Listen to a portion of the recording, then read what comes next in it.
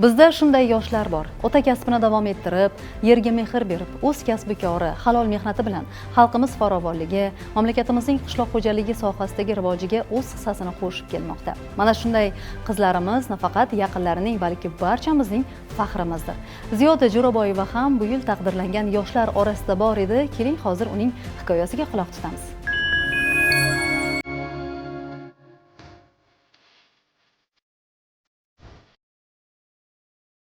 7 yildan beri ish faoliyat ko'rsataman mana shu yerda. Yerim 14 gektardan iborat bo'lib, hozirgi vaqtda yerimda paxta ekilgan. Hozir suv mavsumi bo'lgani uchun suv qo'yish ish jarayonlari olib borilmoqda. Dalada onam bilan birgalikda yana atrofdagi shu traktorchilar bo'ladi. Akalarimiz birgalikda ishlaymiz shu yerda dalada. Shu kultivatsiya bormi? Shu ochir olish bormi? Hammasini birgalikda ishlaymiz. O'ziga yarasha qiyinchiligi bor. Paxtaga kultivatsiya qilinayotgan payt kultivatsiya bilan birga dori solib qilinishi, unda ham qiyinchiligi bor. Unga ham erkakni kuchi kerak bo'ladi. Ana shu paytlarda qiyinchiliklar bo'ladi.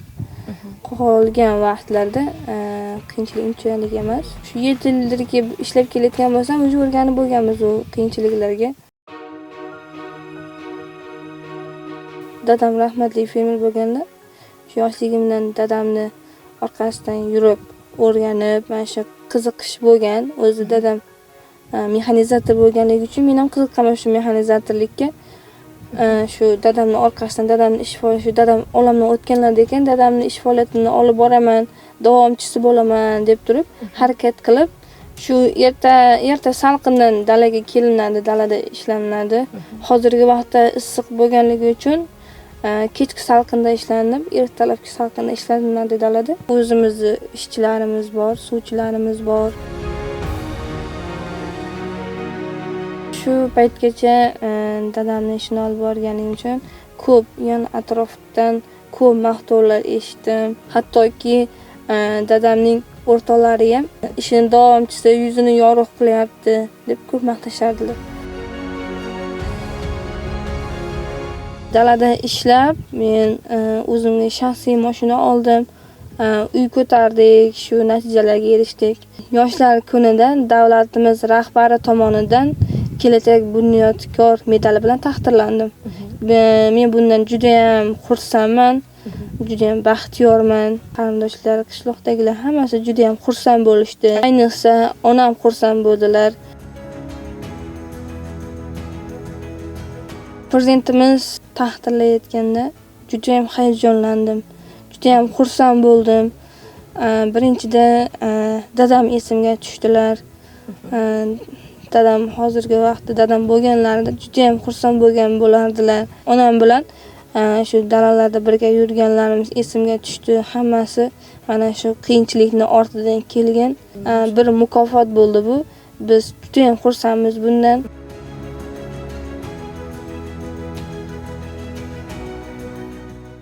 Endi hozirgi qiladigan rejalarim yerni yana ham kengaytirish, klaster bilan birga ish faoliyat olib bormoqchiman. O'z klasterimni ham yo'lga qo'ymoqchiman. Shu o'z soham bo'yicha o'smoqchiman va rivojlanmoqchiman. Milliy gvardiya Jamoat xavfsizligi universitetining magistri, yaqindagina Mard o'g'lon davlat mukofoti bilan taqdirlangan iqtidorli yigitlarimizdan biri Faxriyor Baxtiyorov bilan suhbatlashib, to'g'risi uning ko'zlarida yonib turgan olov, qalbidagi shijoat va o'z oldiga qo'ygan katta maqsadlari meni juda ham hayratlantirdi. Keling, hozir qahramonimizning so'zlariga quloq tutamiz. Men baxtli onalardan biriman, chunki prezidentimiz shuncha sharoitlar yaratib bergan holda meni o'g'lim mana shu 2020-yil Jamoat xavfsizlik universitetiga 1-kursga qabul qilindi. 4 yil o'qib, 2024-yil qizil diplom bilan tugatib, magistraturaga o'qishga kirdi. Shu harbiylik sohasida o'qish jarayonida ijod bilan ham shug'ullandi. Yoshligidan she'rlar yoza boshladi. Mana 5 yoshligida dadasi vafot etdi. Ham ota, ham ona bo'lib, o'g'limga juda katta mas'uliyatni yukladim. Yaxshi o'qishing kerak. sen dadangni ruhi shod bo'lishi kerak degan o'zimni bergan saboqlarimni samarasini, natijasini bugungi kunda ko'rib o'tiribman. O'g'lim, Mart o'g'lim mukofotiga sazovor bo'ldi. Bu prezidentning qo'lidan olish juda ham sharaf. Bu mukofotni eshitganda barcha qarindoshlar tabrikladi, xursand bo'ldi. Xursandchiligimga hammasi sherik.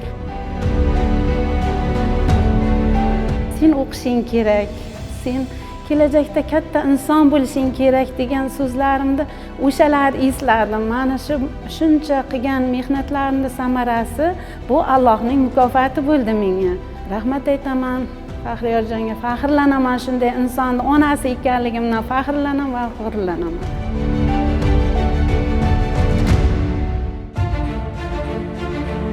Mukofot insonga kelgusi maqsadlarni belgilab olish uchun bir dastur amal bo'ladi desak xato bo'lmaydi. Millionlab yoshlar bor, lekin har bitta yoshga, misol uchun har bitta insonga iqtidor beriladi va o'sha iqtidor butun boshli bir mehnatni talab qiladi. Onam 3-sinf vaqtimda ijodkor yoshlar to'garagiga qo'yganlar va o'sha to'garakda badiiy adabiyotni sir asrorlarini o'rganganman. Buyuklarning bir gapi bor, rejasiz maqsad shunchaki orzu deyishadi. Aynan shu orzularga yetish uchun o'sha rejalar asosida ishlab mukofotga erishdim deb ayta olaman.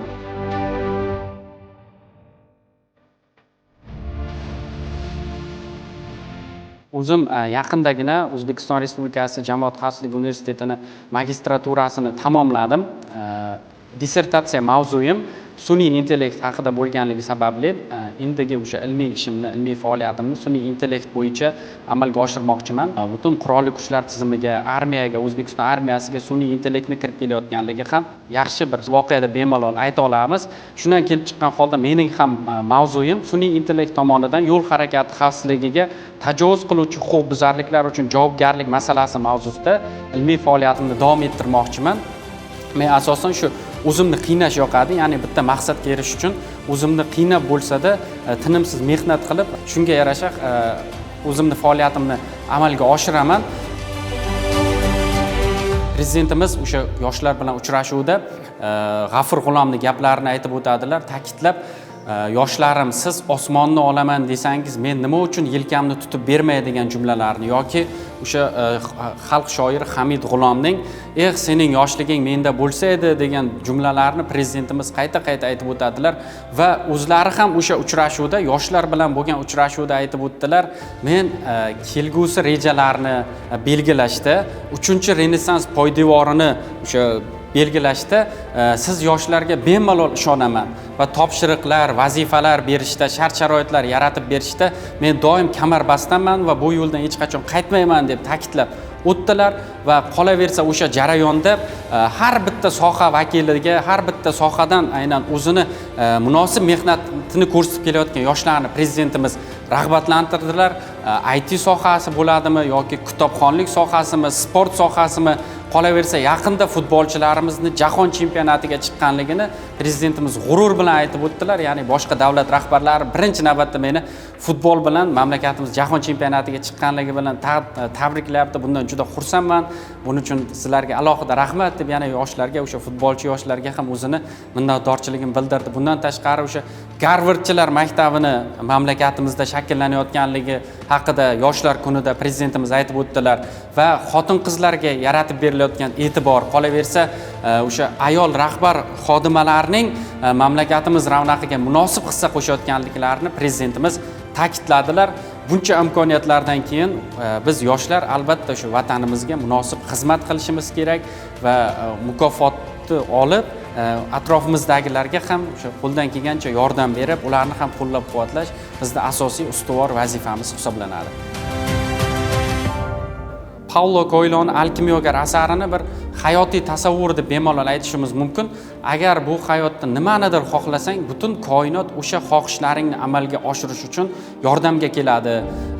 O'sha insonning hayoti alomatlar yordamida boshqariladi. O'sha alomatlar yordamida inson maqsadiga erishish mumkin deydi va qolaversa yana bir jumlasi bor o'sha Alkimiyaga asarida. Hayotning mazmun mohiyati 7 marta yiqilib, 8 marta oyoqqa turishdan iborat deydi. Shuning uchun o'sha bizni mag'lubiyatlar, muvaffaqiyatsizliklar tarbiyalaydi va yanada o'sha professional bo'lib shakllanishimizda o'zini hissasini qo'shadi. Muvaffaqiyatsizliklardan hech qachon inson bir tushkun holatga tushib qolmaslik kerak. Aksincha yana harakat qilib, muvaffaqiyat uchun harakat qilish kerak va muvaffaqiyatdan keyin keyingi muvaffaqiyatgacha bo'lgan o'sha maqsadlarni, rejalarni belgilab olsa, bu ham bir maqsadga muvofiq bo'ladi. O'sha bugungi imkoniyatlar haqida yozilgan bir yoshlar madhiyasi degan she'rim bor, shuni o'qib beraman. Hissiyotlar juda ulug'vor, osmonlarga yetkaydir boshim, chunki bordir o'ta shiddatkor, matonatli, dadil yurtboshim. Dunyolarni kezmadim hali, lek bilaman bo'lmoqda nelar. Kimlar uchun notanishdir baxt, kimlar uchun baxt endi kelar. Bizning esa poyimizda baxt, har qarishda jannat nafasi. Bu Xudoning inoyatidir, bu Xudoning buyuk tuhfasi. O'tmish buyuk, kelajak uchun biz yoshlar doimo shaymiz. Vaqti keldi, endi biz faqat vatan uchun yonib yashaymiz. Yana bir yetakchi, izlanuvchan, o'z g'oyalari va tashabbuslari bilan sohasi rivojiga hissa qo'shishni maqsad qilgan qizlarimizdan Kamola Irisqulovani yoshlar bilan bo'lib o'tgan uchrashuvda davlatimiz rahbari yo'lchi qizim deya e'tirof etgan edilar. Qarangki, Kamola ham qaysidir ma'noda ota kasbini davom ettiryapti. Kasbimni aynan yo'llar bilan bog'lashimning o'z sababi bor deydi qahramonimiz. Yo'llar. Ulardan har kuni millionlab yo'lovchilar yuradi. Ba'zan o'ylab qolaman. Ular o'tmish bilan bugunni, bugun bilan kelajakni bog'laydigan bir ko'prikka o'xshaydi go'yo. Aslida har birimizning o'z taqdir yo'llarimiz bor. Men esa kasb yo'llarimni mana shu qadrdon yo'llar bilan bog'ladim. Niyatim esa bu yo'llar meni maqsadlarim manziliga olib borsin. Men Sirdaryo viloyati Oqoltin tumanida oddiy oilada voyaga yetganman. Dadam mashina tuzatadigan usta, onam bog'chada tarbiyachi bo'lib ishlaydilar. Oilada 3 nafar farzandmiz. Yoshligimdan hovlimizda esimni tanibmanki, mashinani hamma ehtiyot qismlari yoyilgan holda yotardi, chunki dadam mashina tuzatadigan usta bo'lganlar. Shularni ko'rib katta bo'lganman. O'ylaymanki, texnika sohasiga qiziqishim ham shundan. Dadam, onam har doim qo'rqib yurishardi. Men uyda tifallar buzilsa ham, telefon buzilsa ham, tushunsam, tushunmasam ichini ochib ko'rishga qiziqqanman. Menga telefon olib berishgan, lekin u telefonni ham quvvatlantira olmaganman. Quvvatlagicha buzilib qolgan, lekin o'zim tuzatmoqchi bo'lganman. Shunda 12 yoshlar atrofida bo'lganman. O'zim tuzatishga urinib, lekin telefonimni umuman ishlamaydigan ahvolga olib kelib qo'yganman. Lekin uydagilarim urishmagan. Balki shundan yoshligimdan shu texnikani orasida katta bo'lganim uchun ham avtomobil yo'llari sohasiga o'qishni davom ettirish uchun topshirganman. Texnika sohasiga bilamiz, matematika, fizikadan test imtihonlari topshiriladi. O'zimizdan juda ham uzoq bo'lgan bir Yangiobod tumanidagi qishloqqa borib o'qiganman. Ammamnikida turganman. Matematika, fizika o'rtada o'zim qiziqqanim uchun ona tilini ham o'qishga, mustaqil o'qishga harakat qilardim. Ham shu orasida yosh bolalar bo'lardi, ularga qarashimga to'g'ri kelardi. Tebratib, qo'limda kitobda misollar yechib o'tirgan kunlarim bo'lgan. Hozir buni lekin quvonch bilan eslayman. To'g'risini aytsam, uydagilarim o'qituvchi bo'lishimni xohlashgan, chunki bizda shunaqa stereotiplar bor-ku, ayol kishi shifokor bo'lish kerak yoki o'qituvchi bo'lish kerak degan. Lekin bu yo'nalishga topshirishimga qarshi bo'lishmagan. O'zim tanlaganman. Ayniqsa o'qishga grant asosida qabul qilganligimni eshitib, dadam xursand bo'lganlar. Tan olaman, oson bo'lmadi, chunki auditoriyaga kiradigan bo'lsak, 100 ta talabani ichida 2 ta dona qiz bo'lardi. Hamma ham to'g'ri qaramagan bunga. Qiz bolaga bu kasb to'g'ri kelmaydi yoki siz nimaga boshqa sohani tanlasangiz bo'lmasmidi degan gaplar bo'lgan. U kursdoshlar orasida bo'lishi tabiiy, lekin ustozlarim ham unchalik e'tibor berishmasdi-da. O'g'il bolaga ko'proq sen o'rganishing kerak, sen ertaga shu kasb egasi bo'lasan degan ko'zda qarashardi. Qiz bolaga unchalik shart emas degan munosabatda bo'lishardi. Xuddi o'qishni bitirib ketsang bo'ldi. Ko'p narsa talab qilishmasdi-da. Biroz xafa bo'lganman to'g'risi. Xafa bo'lganimni uydagilarim bilgan, uydagilarim qaysidir ma'noda ertaga o'qishni bitirib ish topa olmasangchi o'zingga mos deyishgan. Boshqa sohani tanlashni ham taklif berib ko'rishgan. Lekin men yo'q, o'ylab ham ko'rmaganman o'zgartirish haqida. qaytamga ko'proq yana harakat qilganman. O'zi oilada o'rtacha farzandman. O'rtacha farzandli men psixologlardan ko'p eshitganman. Qanaqadir mana men borman, o'zini ko'rsatishga harakat qiladigan, intiluvchan, tirishuvchan deydimi? Shunaqa o'zini borligini bildirib qo'ymoqchi bo'ladigan xarakterga ega bo'lishadi. Balki menda shu xislat bor. Qaytarishsa ham yana kurashib, o'shani isbotlab qo'yish uchun ham qaytamga ishtiyoq uyg'ongan. O'qish davomida amaliyotlar tashkil etiladi. Amaliyotga ham hamma kursdoshlarimiz bilan borganmiz. O'sha jarayonda u yoqdagi amaliyot o'qituvchimiz ham boshqalarni qurilish obyektiga jo'natishgan. Ularni ko'rib o'rganishiga, siz shu kabinetda qolavering, kabinetdagi ishlarni o'rgansangiz bo'laveradi deyishganda, obyektga qiz bolasiz chiqishingiz shart emas deyishgan. Men xafa bo'lganman. Yo'q, bu yerda qolmayman, bu kabinet ishlarini o'rganish uchun kelmadim. Men u yerda yurib asfaltni hidini hidlash uchun kelganman deganman. Keyin qarshilik qilishmadi. Kursdoshlarim bilan birga obyektga borganman. Shu amaliyot davomida umuman teoriyadan tashqari amaliy qanaqa bajarilishini ko'rganman. Birinchi marta nivelleri o'sha yerda ushlab ishlatib ko'rganman. Nivellerda uklon deymiz, ya'ni nishaplikni o'lchashi amaliyotda o'rganganman. Eng yaxshi investitsiya farzandi bilimiga, o'qishiga tikilgan investitsiya ekanligini men dadam misolida ko'rganman. Chunki o'sha repetitorga tayyorlanib fizika, matematika o'qib yurgan paytlarim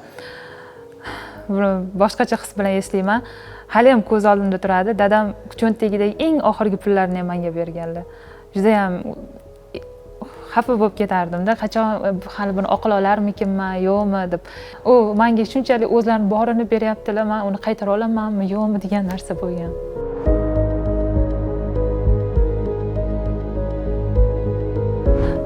Balki shu sohadan yurganim uchun ham dadam menga ko'proq sharoit yaratib berganlar, ko'proq ishonch berganlar. Bu qiz bola uchun otani ishonchi juda katta natija. Bakalavrligimda yotoqxonada turganman qizlar bilan birga. To'g'risi, faqat o'zimiz bilamiz qanaqa kunlar o'tganini. Bu sir emas, talabalikning hammasida ham bo'ladi.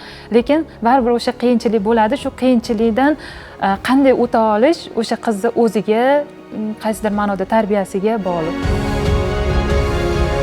Qizlar bilan nimadir olmoqchi bo'lsak, agar o'shanga pulimiz yetmasa, men bu xafa bo'lib o'tirish xohlamaganman. Universitet kanallarida tanlovlarga e'lonlar chiqardi. Albatta buning bonuslari bo'ladi, qanaqadir mukofot pullari bo'lardi. Men buni yutib olishim kerak, meni qo'limdan keladi derdim va qatnashishga harakat qilib, o'zim texnika sohasida o'qisam ham qanaqadir insholar tanlovi bo'ladi, ularda qatnashib mukofotlarni yutib olardik. Zulfiya nomidagi davlat mukofotiga sazovor bo'lgunimga qadar unga ham ko'p harakat qilganman, chunki bir martada bo'lmagan. Bu mukofotni olishimga ham eng ko'p xohlagan inson dadam bo'ladi. Shu mukofot agar olsang zo'r bo'lardi-ya qizim, men mahallada boshim ko'tarib maqtanib yurardim degan gaplarni aytardi, menga kuch berardi. Orqamda katta tog' turganini his qilganman har doim. Va men uchun eng kutilgan damlardan biri bu davlatimiz rahbari bilan uchrashish jarayoni edi. Menimcha bu hamma qiz uchun ham baxt, kimlarnidir orzusi bo'lgan narsaga erishish men uchun ham yana bitta baxt. Muhtaram prezidentimiz bilan uchrashganimda ham boshqacha his tuyg'u bo'lgan. Menga yo'lchi qizim deb murojaat qilganlari bu men uchun boshqacha emotsiya, boshqacha kuch, g'ayrat, yana bitta mas'uliyat. O'shanda ham muhtaram prezidentimiz bilan suhbat jarayonida bilaman, ilm yo'li qiyin, bu yo'lni bosib o'tyapsiz, sizga rahmat, sizdan tashqari yana ota-onangizga ham nomidan rahmat aytib qo'ying deganlari, bu ota-onam uchun yana bitta katta sovg'a. Yurtboshimiz bilan shu kunga qadar 3 marta uchrashishga muvaffaq bo'ldim.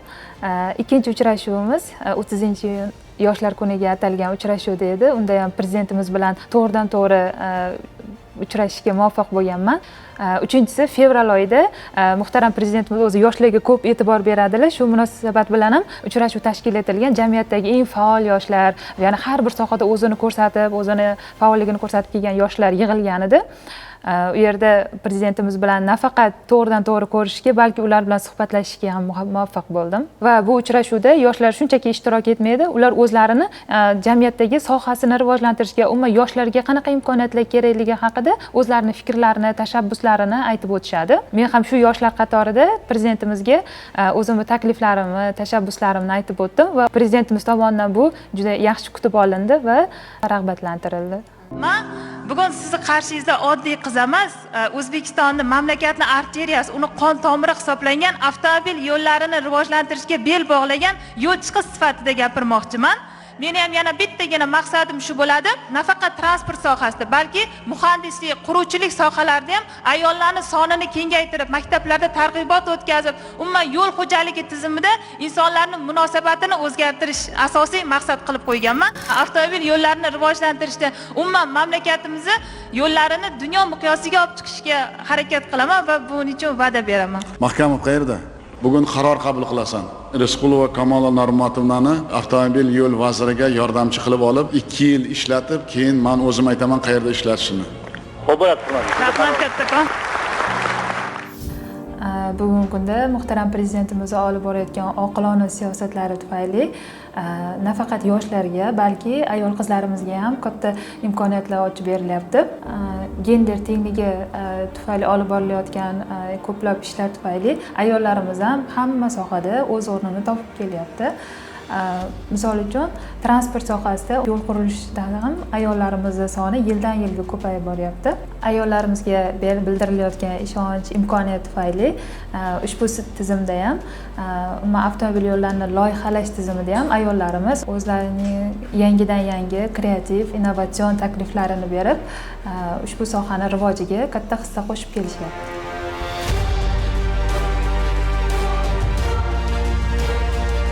Nafaqat bu sohada, balki umuman barcha sohalarda yoshlar sohaga jalb etilsa, bilamizki yoshlar yangiliklarga ochiq bo'ladi. Ular o'zlarining fikrlarini erkin bayon etishlari mumkin. Bu sohada ham yildan yilga yoshlar ko'payib, tizim ancha yosharib bormoqda. Misol uchun, mana 2 yildirki qo'mita raisi stipendiyasi joriy etilgan. 2 yildan buyon bakalavriat hamda magistratura talabalaridan jami 10 nafar talabalar ushbu stipendiyaga sazovor bo'lib kelishmoqda. Ya'ni ular o'zlarining innovatsion yangiliklarini, ilmiy ishlari orqali ushbu stipendiyaga sazovor bo'lishlari mumkin. Avtomobil yo'llari sohasida eng yetakchi bo'lgan davlatlarning tajribalari o'rganiladi. Misol uchun, Germaniya, Singapur, AQSh kabi davlatlarning yo'llari eng namunali yo'llar hisoblanadi.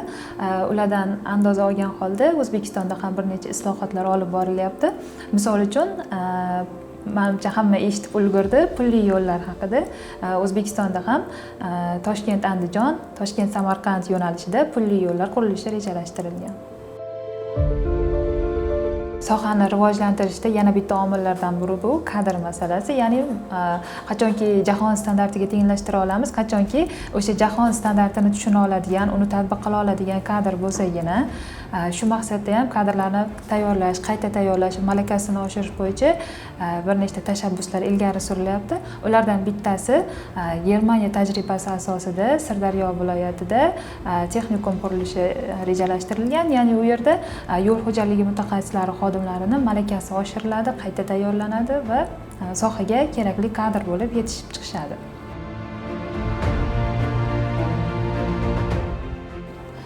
O'zi yo'lchilar orasida ularni eng g'ururlantirib turadigan bitta gap bor: yo'l qurish eng savobli ish. Ya'ni sizdan keyin ham qoladigan narsa bu. Ya'ni inson bu dunyodan o'tgandan keyin ham yana unga rag'batlar, rahmatlar keltirib turadigan narsalardan bittasi hisoblanadi. Shu gap men uchun har doim kuch bag'ishlab turadi. Hayotdagi eng oliy maqsadim ham ustozlarimning ko'magi, ota-onamning duosi orqali o'zim tanlagan, o'zim mehr qo'ygan shu sohada yaxshi malakali kadr bo'lib yetishib chiqib, yurtimning ravnaqiga, uni yuksalishiga xizmat qilish. O'zi hayotimdagi eng katta yutuqlarimdan bittasi ham O'zbekistonda tug'ilganim. Umuman har kuni ishdan ketayotganimda shaharni ko'rsam, umuman yon atrofni ko'rsam, kundan kunga rivojlanib, kundan kunga go'zallashib boryapti. Shu yurtni farzandi bo'lib tug'ilganimdan har doim g'ururlanib ketaman. O'zbek xalqini zuvalasi samimiyatdan, mehrdan qorilgan. Shunday bunyodkorlar orasida yashayotganimdan juda ham mamnunman.